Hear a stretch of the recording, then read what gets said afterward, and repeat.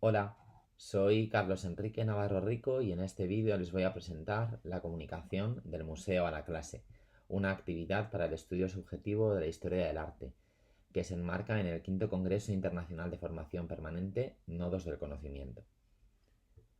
Con esta comunicación damos a conocer los resultados de una actividad desarrollada con las 24 alumnas de Historia del Arte de segundo de bachillerato de un instituto público de Valencia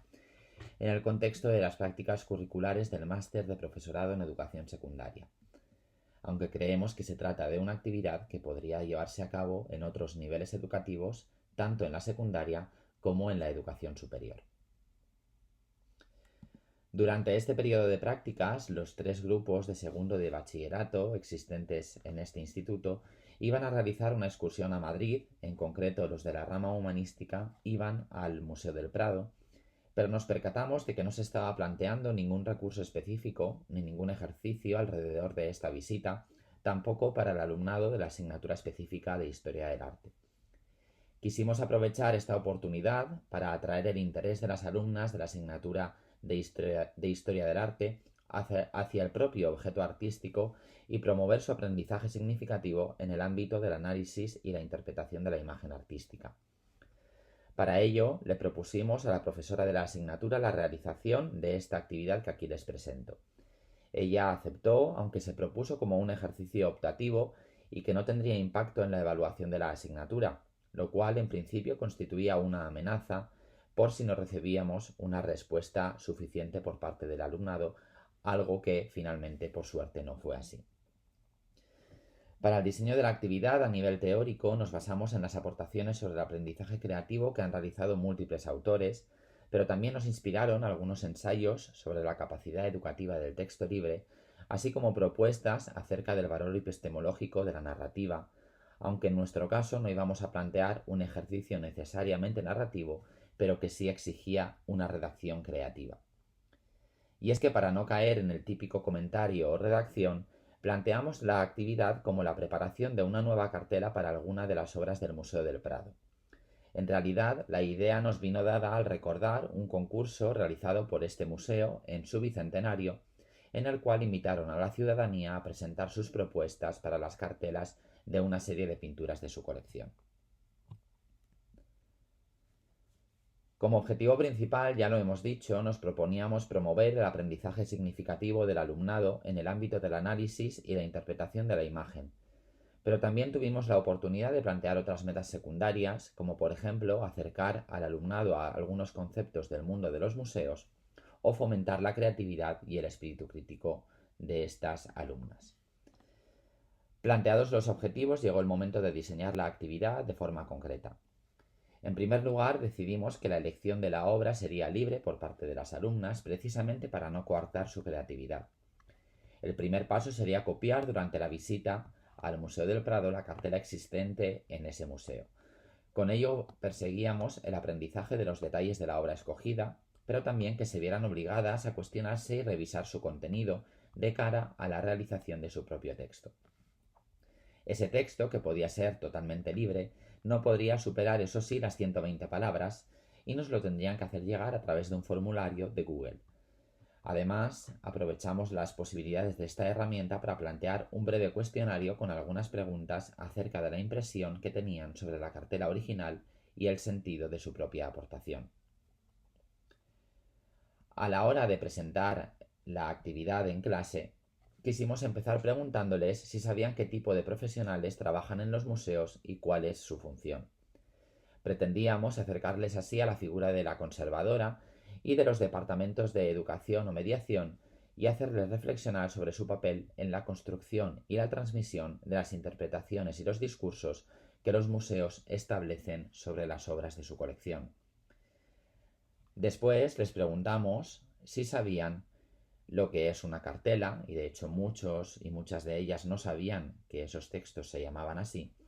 Y una vez explicado este punto, abrimos cierto debate acerca de la capacidad de estas cartelas en la transmisión de esas interpretaciones y de esos discursos que plantean los museos, y también del carácter variable o relativo de estos discursos. Para ello pusimos el ejemplo de las cartelas que se utilizaron en la exposición Pasiones mitológicas del Museo del Prado y la National Gallery, que abrió un interesante debate en la clase acerca de los tabús sociales y sobre todo cuestiones de perspectiva de género. De mismo modo, les presentamos algunos ejemplos del concurso Cartela Abierta del Museo del Prado, que ya hemos mencionado antes, aunque no les enseñamos demasiados porque no quisimos condicionar su aportación. Por último, les explicamos los pasos que habrían de seguir y que ya hemos nombrado anteriormente, y también les explicamos cómo en el formulario que debían realizar, formulario de Google, como les decía, tendrían que indicar su nombre, la obra escogida, con sus datos fundamentales, responder a la pregunta de por qué habían escogido esa obra, copiar la cartela actual del museo, responder a una pregunta sobre esa cartela y después copiar en este formulario su propuesta original y responder también a una pregunta sobre esa propuesta. Bien, de forma espontánea, la profesora de la asignatura animó a realizar la actividad planteando un premio sorpresa para aquella cartela que más le gustase, haciendo una selección a ciegas, y sugirió que nosotros podríamos escoger otra de esas cartelas. Durante la visita al museo se le dio a todas las alumnas que lo quisieron libertad de movimientos por sus salas, mientras que otras sí quisieron hacer la visita con el grupo y bajo nuestra guía. El plazo de recepción de estas actividades se cerró 3 semanas después de la visita al museo, habiendo recibido un total de 12 cartelas, de modo que participó un 50% del grupo y un 55% de las asistentes a la excursión. Teniendo en cuenta que era una actividad optativa y que por medio pasó la fiesta de las fallas de Valencia, creemos que se trata de una buena cantidad de cartelas recibidas. Se acordó con la profesora un día para la puesta en común de la actividad y se colgaron las cartelas de forma anónima junto con su respectiva imagen al fondo de la clase. El hecho de mantener el anonimato preocupó especialmente a 2 alumnos, un chico y una chica, que así lo manifestaron en los formularios. La puesta en común siguió un orden aleatorio. Se iban mencionando los títulos de las obras y las autoras o autores leían su propuesta y explicaban los motivos por los que habían elegido la obra,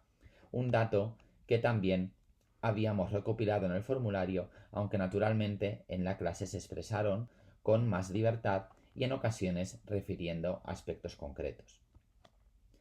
En este sentido, casi todos coincidían en que los textos del museo les parecían rigurosos, pero nos causó sorpresa que los considerasen muy comprensibles, esperábamos en realidad que los encontrasen más bien complejos, y también nos sorprendió que en general los creyeran demasiado cortos, esperaban por su parte textos más largos. Eso sí, coincidieron en que dichos textos no les parecían demasiado actuales, como pueden ver en la diapositiva.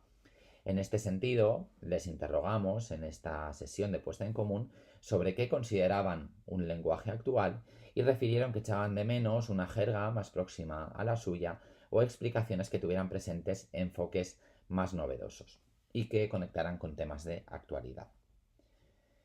En concreto, sobre sus propias propuestas, sobre sus propuestas originales, casi todos coincidieron en considerarlas más subjetivas y la mitad las consideraba más creativa, también como pueden observar en los resultados del formulario.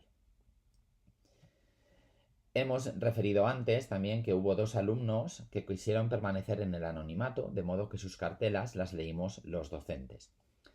Una de estas cartelas era un poema que acompañaba al autorretrato de Durero, que recabó mucha atención por parte de las compañeras y gustó mucho entre ellas. Esto animó al autor a declarar la suya. Causó una gran sorpresa entre sus compañeras y de forma sorprendente se generó a partir de esta sorpresa una interesante conversación acerca de las formas de expresión de las nuevas masculinidades. La otra cartela que permanecía en principio en el anonimato era un texto, era esta en concreto, un texto casi de prosa poética, propuesta para el juicio de París de Rubens, en el que se exponía el tema y sobre todo se reflexionaba de forma sutil sobre las connotaciones misóginas del propio relato mitológico y de esta representación en concreto. Fue una cartela muy aplaudida entre las compañeras y se abrió en este punto un debate bastante intenso acerca de los machismos y los micromachismos presentes en la sociedad y también en este tipo de textos.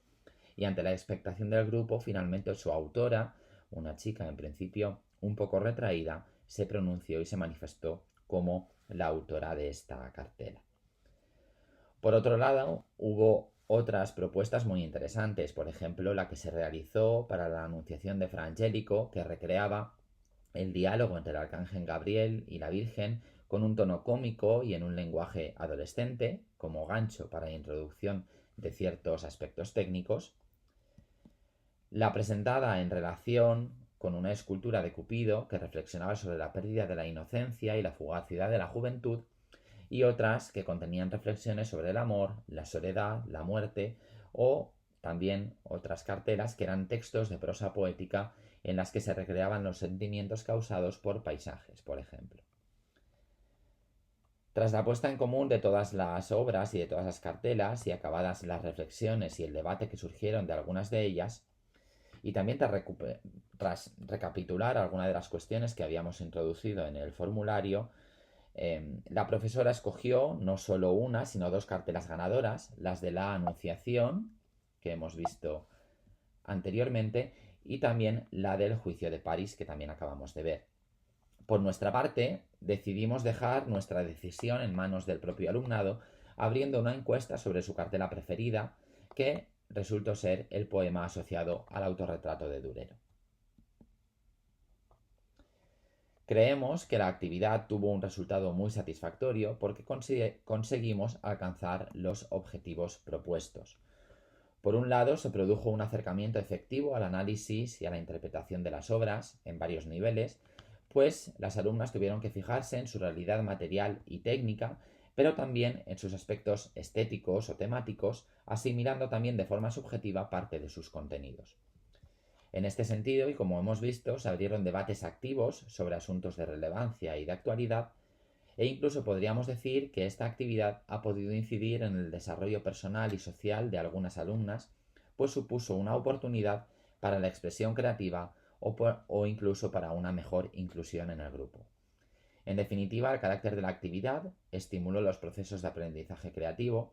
y la apreciación subjetiva que casi todos llevaron a cabo también puso en marcha procesos de aprendizaje situado. Por último, aquí les muestro algunas de las referencias bibliográficas que nos han servido para la planificación y preparación de la actividad y para su fundamentación teórica. Gracias por su atención.